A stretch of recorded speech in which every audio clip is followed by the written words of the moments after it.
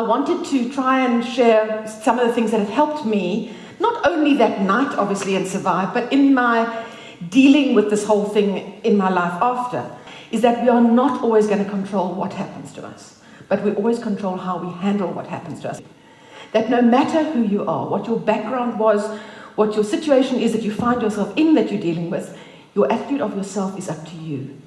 And I really do think and believe that if it is one of value, you will face the stuff that comes in a different way. You will be worthy of fighting through that trauma that you might be faced with. So I urge you to control and or be aware that you are in controlling your attitudes. There are many more attitudes in your control. I want to mention just one other because I just love the story that I want to tell about it.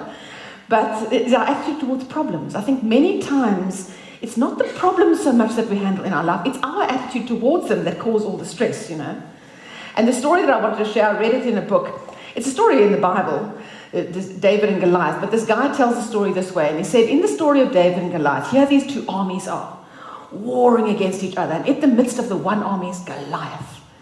And of course, as we know, he's described as this giant soldier, and when the Israelite soldiers took a look at him, they said, well, he's so big, we can't possibly kill him. And they turned and ran away. And then later there's David. Now, if you remember, David was not a soldier. He had no armor. He didn't have proper weapons. He had a sling and some stones. He was just visiting his brothers. He was a shepherd boy. He went out there against the same problem. The problem had not changed at all. Goliath was the same size, the same soldier. But David had a completely different attitude. He looked at his size and said, well, he's so big I can't possibly miss.